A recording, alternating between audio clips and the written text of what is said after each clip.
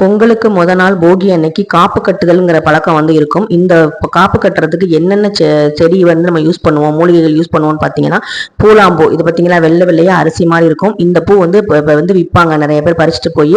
இந்த பூலாம்பூ, ஆவாரம்பூ, வேப்பிலை, அதே மாதிரி துளசி, அதுக்கப்புறம் வந்து பார்த்தீங்கன்னா தும்பைப்பூ. தும்பைப்பூ பற்றி நான் ஏற்கனவே வந்து சிவபெருமானுக்கு உரியதுன்னு சொல்லி ஒரு ஷார்ட்ஸ்லையும் போட்டிருப்பேன், லாங் வீடியோவும் போட்டிருப்பேன். அந்த மாதிரி வந்து 5 இதையும் சேர்த்து, ஆவாரம்பூவையும் சேர்த்து நீங்கள் வந்து மஞ்சள் நூலால் வந்து கட்டி நல்லபடியா வந்து பொங்கல் வந்து நல்லபடியா பொங்கணும், இந்த போகியில எங்களுக்கு பழையன கழிந்து புதியன நல்ல புது பொலிவுடன் வரணும் அப்படின்னு சொல்லி வேண்டிக்கிட்டு, நாளைக்கு மாலை 6 மணிக்கு மேல நீங்க வந்து விளக்கெல்லாம் ஏத்திட்டு காப்பு வந்து கட்டுங்க. நல்லபடியா வேண்டிட்டு காப்பு கட்டுங்க. கோவில்ல காப்பு கட்டுறது எவ்வளவு முக்கியமோ, எவ்வளவு வந்து புனிதமானதோ, அதே மாதிரி நம்ம வீட்லயும் வந்து கோவிலா நினைச்சு காப்பு கட்டுறதுங்க ரொம்ப ரொம்ப நல்லது. தை பிறந்தால் வழி பிறக்கும்னு சொல்லுவாங்க. அந்த மாதிரி நீங்களும் நல்லபடியா வேண்டிக்கிட்டு நல்ல வழி பிறக்கணும்னு இந்த 5 மூலிகை செடியும் சேர்த்து மஞ்சள் நூலால கட்டி வேண்டிக்கோங்க. நல்ல